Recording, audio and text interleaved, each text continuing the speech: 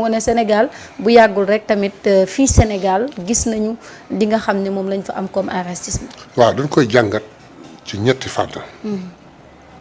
benn fànn bi modis la beneen fànn bi diaspora bonne bi ñu laajte la. beneen bi mooy le comportement des anti Ousmane Sonko comme je vous dis. yow saa yu information génn boo xam ni nekkul en faveur du Sénégal nga génn jubilé commenter fecc tëb yooxu pour que 2 heures ou 24 heures au plus tard leneen génn loo xam ne ci suuf taabal ñi ngay mujj dugg. bu loolu amatee nañuy dal. te xaar yàlla maintenant analysons modis xam nga ni nga ko mën a waxee ah. toujours sama ñaari bàjjen sama benn bàjjen nag sama nijaay rek ñoo ma sonal. Amadou Ndiaye ndaak sa ndar ak Ndeye Fara sa ndar.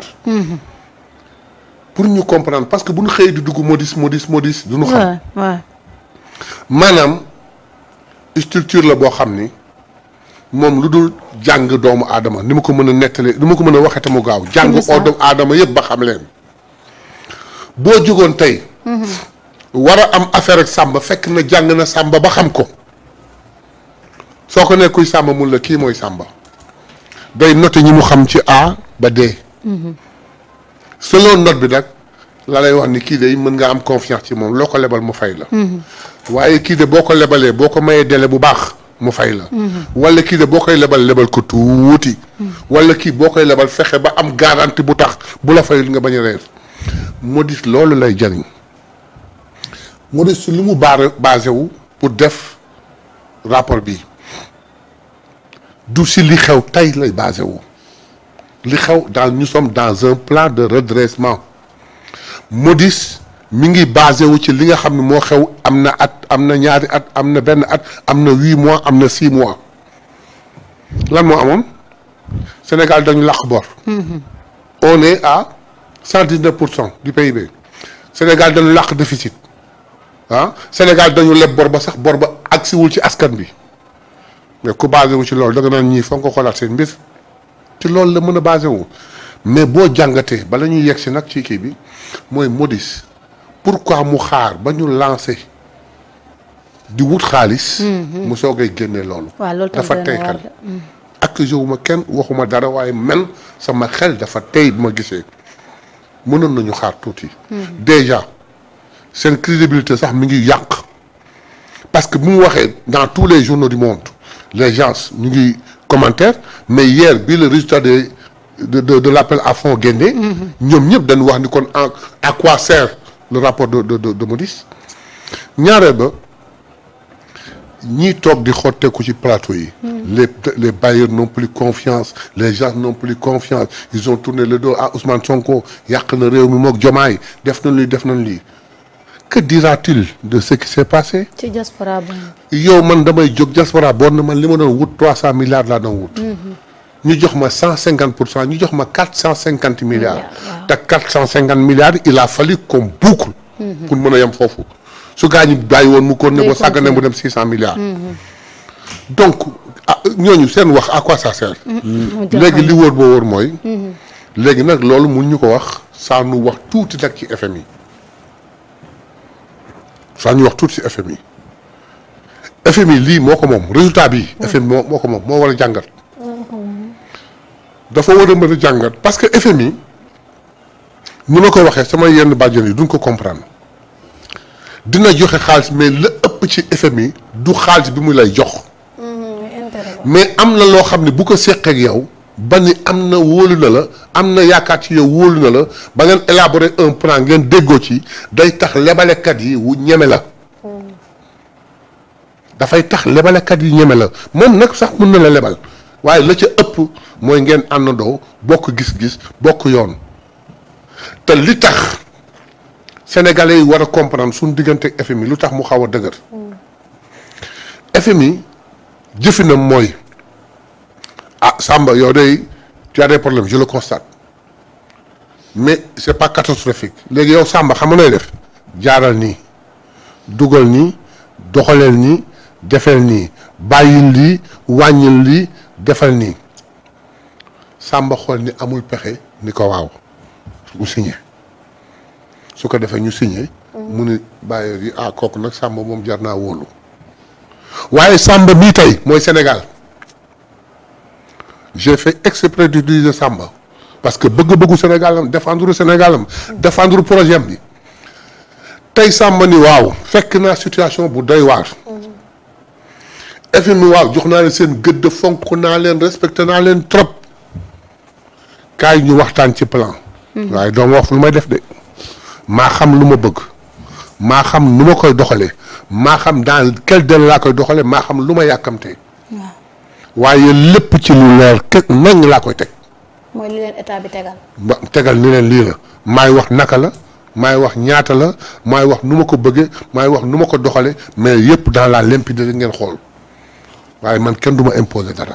te loolu ban koy wax ñun ñu ngi ci opposition bi tey loolu ñu déggale woon moom la nekk di def ñaar lay mën a am le conseil d'administration je crois que c'est le 15 octobre dans 2 jours. man dama jàpp ni seen conseil d'administration bi ils vont apprécier acclamer tàccu Sénégal ba accepter le programme. tey lañ ko commencé. tey lañ ko commencé très bien. du 13 au 15. du 13 au 15. donc dama gëm. jusqu'à preuve de contraire que ils vont applaudir et accepter ce que le Sénégal a proposé. D'accord. mais bu fekkee defuñu ko ñun defe naa Falilou Keïta génn barki dem di ko wax. il me semble que le président de l'Assemblée nationale sax génn di ko wax. El Malick Ndiaye. nañu ànd. waaw lëngoo neex na koo bàyyi mu dem ak mbagam. je te jure même bu fekkee ils veulent pas élaborer un programme avec nous nous voulons un financement endogène nous le ferons. Inch'Allah. te du tee ñu dem fa ñu bëgg a dem mais nag. bu loolu amoon je ne le souhaite pas baaxul ci FMI de. beaucoup de pays bàyyi nañ ko te jóge fa jaar vers le développement. su fa Sénégal jaaree décoller. yeneen pays daan ne ça va faire tache d'huile. ça va faire tache d'huile. d'autant plus que tous les experts en économie en finance du monde apprécient le comportement du Sénégal et disent que ces gens-là c'est des génies. Ils sont en train de vivre une vie boo xam ni suñ ko continuer jëmal Sénégal foo xam ni moom la ñëpp di xaar. donc daal ñetti phase yooyu leen wax ñi nga xam ni dañuy xaar Sénégal suux nañuy defati ndànk bu ñu jotatee information boo xam c'est pas en faveur du Sénégal. saa yu ñu ko defee tàccoog jóg fecc wu tànn seen sabar langue seen langue balay langue ngay tas lu koy dindi ñëw. ñaareel ba wax naa la modus lii seen façon de faire xool nit rek xàmmee ko jël jikkoom xool lépp wax ni kii xam naa ko am leen confiance ci moom dangeen ko bëgg lebal ko loo ko lebal dina la fay. mooy da nga ko bëgg lebal xoolal loo koy lebal may ko un délai bu baax mën na laa fay. ñetteel ba mooy boo koy lebal ko as tuut pour mu attanul lu bari ñeentiw mooy kii nag moom mooy fa muy mujj te àggunu fa yàlla na fi yàlla musal. boo ko lebalee du la fay. ñoom loolu la ñoom lebaluñ kenn nanguwuñ kenn. bi ci des nag mooy ñi doon wax naan Sénégal waaye dañ leen lâché ku doon laaj 300 am 450. je crois que Bayer lâché wu ñu. te boo farluwul woon mu gën a bari.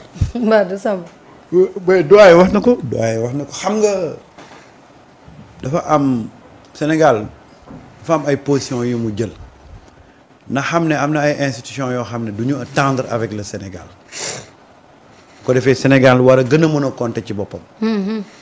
gis nga Marita Sénégal dafa jël ay positions yoo xam ne xamewuñ ko woon ci des pays africains bi ci njëkk mooy dañoo ñëw ne dañuy def souveraineté. c'est un mot qui dérange parce que ñoom dañ doon xaar Sénégal ñëw def comme Sénégal bi ñu xamoon ñëw jébbal sa bopp FMI jébbal sa bopp dëkk bu mel ni France ñu lay xoolloo di la waxloo Sénégal ñëw ne moom dafay am une démarche de souveraineté du neex tubaab yi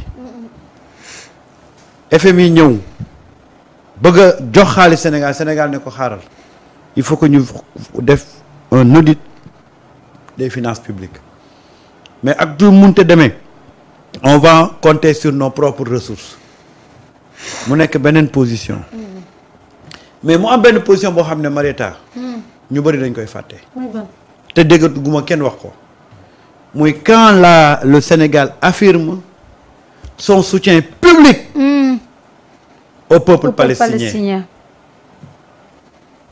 Sénégal non seulement dafa assumer soutien yam mais dafa dem ba biir Nations Unies mu rappeler waat injustice bi nga xam ne peuple palestinien yi ñu ngi koy dund mais loolu gars yi dañuy jóg pour xeex la parce que c'est des positions courageuses yoo xam ne gars yi bëgguñ ko koy jël publiquement surtout quand ça vient d'un petit pays africain et yooyu mooy tax gars yi di créer toute une machine pour di la xeex man doyen dama bokk si ñi gëm ne on doit mettre de côté toutes ces agences de notation là ñu créer à partir de chez nous en Afrique une agence de notation ou des agences de notation ñu ñuy noter man loolu laa gëm te gis nga noter rek peuple bi doy na ci peuple bi dund lii xew ci dëkk bi doy na ci notation tey gis nga modis yi ñi ngay dégg ñuy wax nit ñi ñoo ko rëyal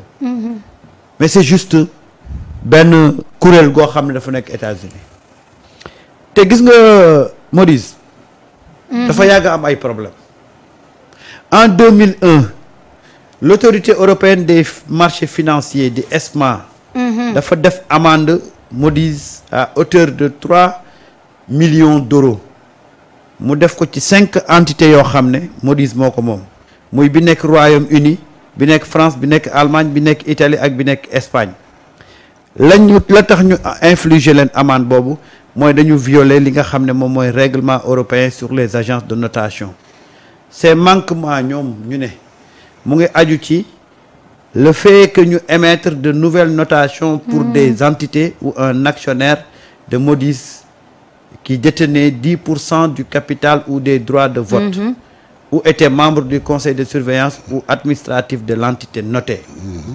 Le manque de divulgation des conflits d'intérêts quand un actionnaire détenait 5% du capital, vote du CRA et 5% dans l'entité notée ou était membre du conseil membre du conseil. Ñu ne des insuffisances dans les politiques internes, la procédure ou le contrôle administratif pour identifier, gérer ou prévenir ces conflits. Plutôt en 2017, ESMA, muy autorité européenne des marchés financiers, a également sanctionné Moody's, muy Moody's Allemagne ak Moody's Ukraine pour des infractions au règlement CRAR liées à la divulgation des méthodologies de notation et à la présentation des notations. C'est-à-dire que gis nga dama koy wax et je l'assume dafa am tey ay entités yoo xam ne ñoom ñoo jëloon en otage les pays africains. Surtout. ñoom ñoo naan la boo jaarul ci man investir moo ma jaaxal. ñoom ñaan la boo jegewul su ko jébbalu investisseurs yi du ñëw. yii lañ doon jëlee en otage les pays africains. nga dem jege leen neexal leen ñu jël sa note. daal di koy yéegal. boo amoo ak ñoom problème ñu wàcce sa note. mu nekk benn jeu de ping-pong boo xam ne ces agences-là ont toujours fonctionné comme ça. maintenant ñu am ay autorités yu bees ñu démystifier yooyu yëpp xamal ne leen yii yëfi tappale la yëfi caaxaan la. et c'est à cause de ça que ces institutions-là continuent à vouloir décrédibiliser le Sénégal. Quand tu vois une institution comme le FMI muy jouer le chat et la souris avec le Sénégal, c'est parce que dañu nekk dans la géopolitique. Le comportement des autorités ak seen ak doxin bi nga xam ne moom lañ jël léegi du leen neex. mais nag heureusement que nous avons des autorités yoo xam ne ñoom ba ñu yegsee dañoo briser cette chaîne là dañ ne dootuñu nangooti kenn di jël jeune homme di ko teg ci suñu put. On va se respecter et on va travailler ensemble su mënul nekk ku nekk demal boppam et tey logique boobu suñu état bi di doxalee mais c'est ça qui dérange beaucoup de lobby. Surtout. et ku ci nekk nag yaa ngi jéem a fexe nan ngay defee ba xool nooy coincer le Sénégal. Et quand tu as des caisses de résonance à l'intérieur du pays nga xam ne dañuy yàkkamti gars yi génne note rek bañ amee rajo yi le Sénégal au bord de la faillite. Le Sénégal file tout droit au mur. ku ci nekk di wax mais c'est de bonne guerre. parce que opposition bi dafa am un niveau international. C'est-à-dire que les gens qui aujourd'hui mènent la guerre à ce régime-là du ay parti politique yi ngay gis fii de du opposants yi ngay gis fii de mais c'est toute une machine boo xam ne ñoom suñu démarche nouvelle autorité yi moo leen arrangé wul tey bu ñu sañoon ñu ñëw jël suñu gaz jël suñu pétrole jël suñu or jël suñu zircon ne leen am léegi yéen wax leen ñu nan lañ koy doxalee ak nan ngeen ko bëggee mais depuis que le Sénégal est en train de poser des jalons pour jot boppam pour assurer sa souveraineté mais tu vois les lobbies le lobby qui tape partout mais nag yooyu yëpp c'est peine perdue parce que aujourd'hui on a aujourd'hui un peuple boo xam ne dafa déterminé à aller sans ou avec ces institutions là moo tax El Malick nee na FMI ñëw leen ñu avancer ndoor ensemble bu ngeen ñëwee ñu avancer. bu ñëwul ñu avancer. bu ngeen ñëwul ñu avancer. dañuy avancer de. kon nag ñëw leen ñu avancer. Le message il est clair hein. C'est clair. Et c'est ça qui résume aujourd'hui la posture de nos autorités.